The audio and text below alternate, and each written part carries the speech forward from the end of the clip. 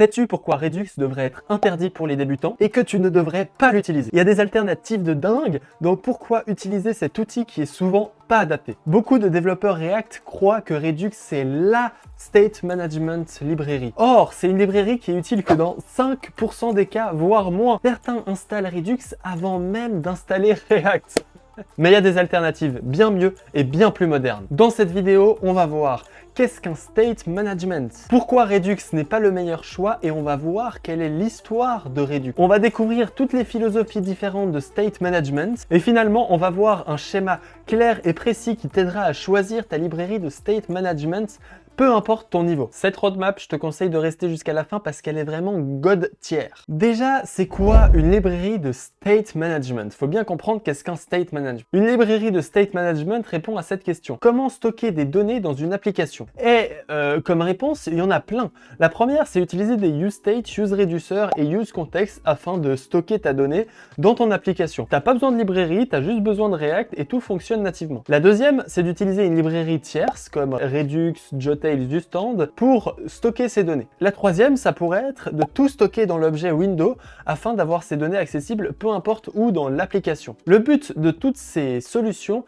c'est de pouvoir accéder et modifier tes données. Mais il y a une variable très importante. Stocker une donnée, c'est bien, mais il faut aussi l'afficher. Quand une donnée va changer, c'est-à-dire par exemple le username va changer, il va falloir modifier la page, modifier le HTML, modifier ce que l'utilisateur voit avec ce nouveau username. Il faut dire à React, attention, cette donnée a changé, il va falloir que tu re-render ce composant afin d'avoir cette nouvelle valeur. Contrairement à d'autres librairies comme Angular, React ne gère un binding. React est une librairie qui n'est pas réactive comme son nom l'indique, elle est plutôt... il faut lui dire quand quelque chose doit changer. Pour ça, soit tu appelles useState ou dispatch d'un useReducer, soit tu utilises des librairies tierces comme Redux ou autres qui vont s'occuper du re-render des bonnes choses au bon moment, soit tu vas utiliser Window, comme on a vu avant, mais là, il va falloir prévenir toi-même, attention React, je crois que quelque chose a changé, il va falloir que tu updates. Voilà, maintenant... En voyant ça, on pourrait se dire, mais je vais tout faire avec useState. Et je vais t'expliquer pourquoi useState n'est pas suffisant. Déjà, avec useState, tu es rapidement dans la merde. Si tu as plusieurs states dans un composant, tu vas te retrouver avec une liste de states grande comme ça, et ça va être compliqué pour gérer ton application sur le long terme. Et surtout, pour passer tes informations d'un élément à un autre. Pour te démontrer ça, je vais te montrer un schéma que j'ai créé pour la formation beginreact.dev qui est accessible dans la description. Je te laisse jeter un œil et je vais t'offrir une vidéo d'1 heure bientôt, donc va regarder ça. Et ce qui est intéressant, c'est que le prop steering, ça ressemble à ça. Par exemple, imagine-toi que tu as une app ici qui possède un user. Cette app, elle possède le user, mais tu vois que ce composant-là, il édite le user et que ce composant-là, il display le user. Pour que ces composants-là puissent interagir avec le user, il va falloir passer des props à travers tout l'arbre de composants. C'est-à-dire, là, on va passer le user, là, on va passer le user, là, on va passer le user, là, on va passer le user. Tu vois que lui, il n'utilise pas le user, lui, il n'utilise pas le user, lui non plus. Pourtant, ils vont tous devoir posséder le user. Et pour le edit user, il va falloir faire la même chose. Passer là, passer là, passer là. Ce qui est pas pratique non plus. Surtout que quand le user va changer, on ne va pas que modifier ce composant-là et ce composant-là. Non, on va modifier toute l'application entière dès que le user change. La solution, c'est useContext. useContext, je l'ai montré ici. useContext, ça va afficher ton utilisateur ici, display user. Avec useContext, au lieu de passer les props d'un composant à un autre, etc., eh ben, on va directement consommer le contexte qui est tout en haut, comme tu peux le voir ici. Et cet élément-là, il passe pas par tous les composants pour avoir la donnée, il passe directement par le contexte. Ce qui fait que quand le user va changer, c'est uniquement ce composant-là et ce composant-là qui vont s'update et pas tous les composants qui sont ici. Mais c'est jamais si simple, le useContext aussi a un problème. Il est natif, il n'a pas besoin de librairie, cependant, il va provoquer quand même beaucoup de re-render. C'est-à-dire que si tu as un contexte avec le user, mais aussi tous tes articles et aussi ton carte et plein d'autres choses, dès que le user va changer, tous les éléments qui consomment le contexte, même s'ils ne consomment pas le user et ils consomment d'autres éléments, sont aussi modifiés. Ça devient un sujet complexe. Là, on commence à aller dans les petits détails tricky de React. Moi, j'ai créé une formation complète Begin React qui explique tout ça avec ce schéma et avec des exemples, avec des exercices. Je te laisse accéder à la masterclass d'1 heure qui est accessible juste dans la description. Voilà, moment pub, c'est comme ça. Hein. Pourquoi Redux n'est pas le meilleur choix? Quel problème Redux résout? On l'a vu, hein, il permet de gérer des données globales dans ton application, de les garder en cache pour toi, c'est-à-dire il va optimiser tes données, et il inclut des optimisations de performance pour toi. Mais Redux, il a surtout un usage plus complexe que ça, c'est qu'il va permettre de séparer les équipes. Imagine-toi que tu es dans une grosse entreprise où il y a une team qui va s'occuper que du user et une team qui s'occupe que des articles. En fait, Redux, il va permettre de fluidifier la data, c'est-à-dire que l'équipe user, par exemple, quand elle va se log out, elle va appeler la fonction logout de l'équipe article, et cette fonction, bah, elle va venir supprimer le panier. Et ça permet que l'équipe user, elle n'a pas besoin de s'occuper des données de l'équipe article, parce que c'est l'équipe article qui a exposé un événement, par exemple user logout, et lorsque cet événement est appelé, l'équipe article va venir supprimer le panier. Et ça, c'est un des use cases principaux de Redux, c'est vraiment de séparer ces machins. Comme tu le vois déjà, pour qu'il y ait une équipe qui s'occupe du user et une équipe qui s'occupe de l'article, on parle quand même sur des grosses entreprises. Mais bref, avant de parler de quand utiliser quelle chose, on va s'intéresser à l'histoire de Redux. Redux est arrivé avant les hooks. Tu vois que Redux est arrivé en 2015. Et Redux, pourquoi il est arrivé à ce moment-là? C'est parce qu'avant Redux, toutes les personnes, les humains de la Terre faisaient des librairies pour gérer les données. C'est-à-dire qu'avant, il y avait les class components, si vous ne connaissez pas. C'est-à-dire qu'avant, il y avait les class components, et pour gérer les données avec les class components sans les hooks, c'était en fait très compliqué. C'est pour ça que chaque personne créait sa propre librairie, et ça créait un enfer horrible dans l'écosystème React où il y avait 12 000 librairies disponibles, mais aucune librairie avait une bonne documentation, avait un bon produit, etc. Cette histoire m'a été racontée par Sébastien Lorbier, que je dédicace, qui m'a aidé pour faire cette vidéo. Je vous laisse s'inscrire à sa newsletter que je mets aussi dans la description un peu plus bas, qui parle de React et qui offre plein d'articles, c'est super intéressant. Bref, avec ces classes components qu'on voit ici, React a décidé de créer Redux. Enfin, c'est pas React, c'est Dan Abramov, qui est un des mainteneurs de Redux, a créé Redux. Et Redux, il a annihilé toutes les autres librairies. Et Redux est très rapidement devenu très populaire. Tu peux le voir sur ce graphique-là, il est toujours très populaire. Puis ensuite, en 2016, il y a eu Mobix, je sais pas ce que c'est, mais en 2018, il y a eu les contextes qui sont arrivés, et les contextes étaient une API native qui permet de gérer les données comme on a vu avant. En 2019, il y a eu les hooks qui se sont introduits avec React Query et SWR qui permet aussi de gérer les données, on va le voir juste après. Puis il y a eu Zustand, Xace, Joshtail, Recoil, Valsmash, bref. Plein de choses, et ça, c'est faux, en fait, c'est pas arrivé. Tout ça pour te dire que Redux est arrivé pour résoudre un problème qui date de 2015. Redux a une philosophie pour résoudre des problèmes qui sont vieux, et pour résoudre des problèmes de grosses entreprises. Mais on va parler de la philosophie de Redux.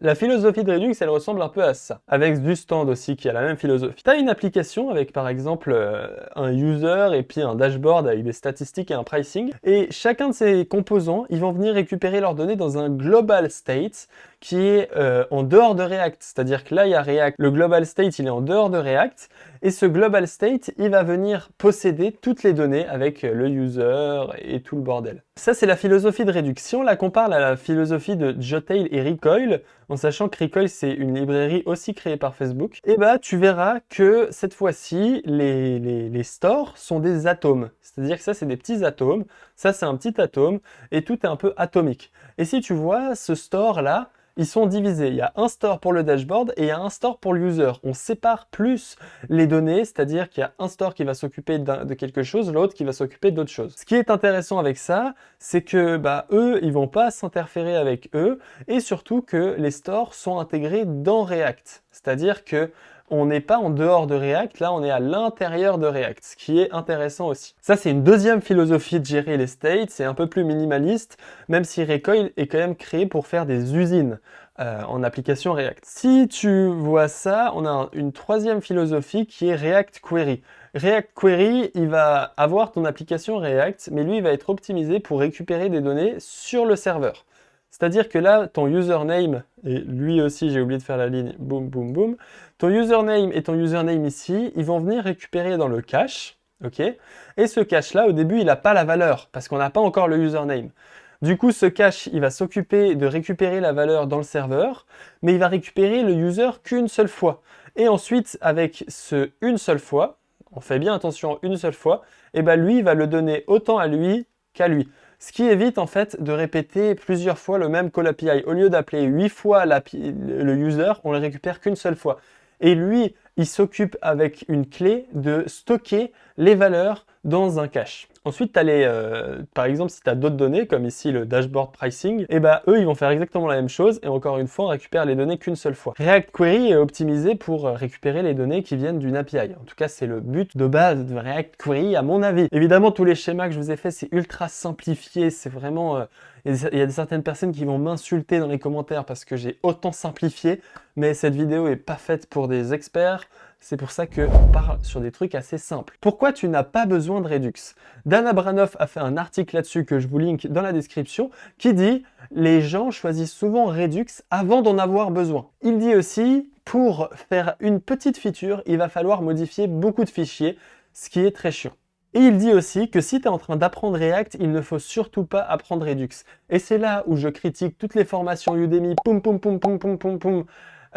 qui t'apprennent React avec Redux, parce que Redux n'a rien à faire dans l'apprentissage de React pour un débutant. Il n'a rien à faire. Qu'on soit clair, tu n'as pas besoin d'apprendre Redux. Local State is fine, c'est le créateur, c'est un des mainteneurs principaux de React qui nous dit ça, et le créateur de Redux, et il dit que franchement, tu n'as pas besoin de Redux. Il y a aussi une belle citation que Lirob a dit, c'est « Don't choose one of these library unless there is an obvious need », c'est-à-dire ne choisis pas une de ces librairies avant d'en avoir un besoin obvious. Quel state management choisir? Tu vois que j'ai fait un super arbre et je vais te détailler chaque détail de cet arbre. Boum. Est-ce que tu débutes React?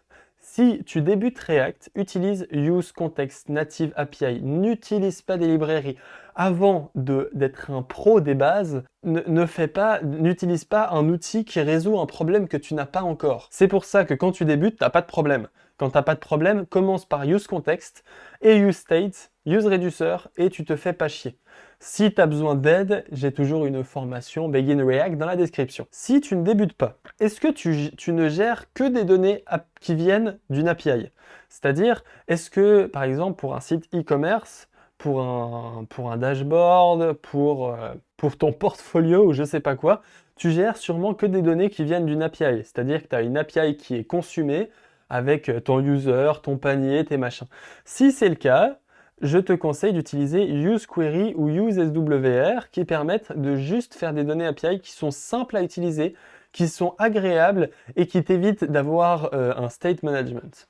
Dans le cas non, c'est-à-dire, imagine-toi que tu fais une application plus complexe, comme une application 3D avec Three.js, comme un jeu vidéo ou un jeu vidéo web ou un truc complexe, un dashboard compliqué où tu peux manipuler des données avec un truc complexe. À ce moment-là, je te demande quelle est la taille de ton équipe. Si tu as une toute petite équipe de 1 à 3, je te demande quelle est la taille de ton projet. Si ton projet est tout petit, tu n'as pas besoin de Redux, généralement. Tu peux utiliser UseContext ou Jotay, qui ressemble beaucoup à UseContext et qui offre une API ultra simple qui te permet de rapidement faire des applications qui fonctionnent bien. Si la taille de ton équipe est moyenne de 3 à 15 personnes ou que tu as une petite équipe mais un gros projet, je te demande, est-ce que tu préfères l'approche globale ou atomique? Atomique, c'est par rapport à ce que je t'ai montré avant avec Redux et Jotail et machin. Si tu préfères l'approche atomique, je te conseille Jotail ou Recoil. Et si tu préfères l'approche globale, je te conseille Zustand. Pas Redux, parce que Redux est là pour satisfaire des grosses équipes. Là, vous êtes entre 3 et 15. Bon, peut-être que si tu t'approches de 15, j'avoue que j'ai peut-être abusé sur le 3 et 15. On va dire 10. Parce que si tu t'approches de 15, peut-être Redux devient pertinent. Ensuite, si la taille de ton équipe est énorme, de 15 à 1000 personnes, alors c'est si t'es Google ou Facebook, quoi. Là, je te demande, est-ce que tu travailles en petite équipe, microservices, etc. Comme je t'ai montré avant, Redux permet surtout de gérer... si tu as plusieurs équipes, il est parfait. Donc si tu travailles en petite équipe, je te propose d'utiliser Redux. Permet de travailler en microservices, chacun s'occupe de son sujet et c'est parfait pour ça. Si tu travailles pas en micro-équipe, là je te conseille d'utiliser Recoil, Zustand ou useQuery. J'ai remis useQuery ici au cas où en fait tu t'es trompé et que tu ne gères que des données qui viennent d'une API. On revient là-haut là. Voilà pour ce choix, voilà pour ces informations. Et j'espère que tu vas boycotter toutes les formations qui t'apprennent Redux avant de t'apprendre React. Ça me fout les nerfs, ça me fout les nerfs. Voilà. Et si tu as envie d'avoir une formation de qualité, encore une fois, dans la description, je fais un peu trop de pub. Mais parce que les gars, j'ai fait un truc God tier. Donc à un moment, quand tu fais les choses bien, bah, tu as envie que les gens l'utilisent. Merci beaucoup d'avoir regardé cette vidéo, j'espère que tu as compris. N'hésite pas à partager cette vidéo autour de toi sur Twitter pour dire à la prochaine personne qui utilise Redux qu'elle ne devrait pas l'utiliser. Surtout si elle est débutante et surtout si elle est dans un projet où il n'y a qu'une seule personne. Ensuite, n'hésite pas à liker cette vidéo pour me donner de la force et surtout, n'hésite pas à mettre un commentaire. Ça me ferait plaisir de lire ce que tu en as pensé, comment je pourrais m'améliorer, comment on pourrait faire les choses mieux. Et moi, je deviens meilleur grâce à ça. Alors, je te remercie beaucoup. À bientôt. Ciao, ciao.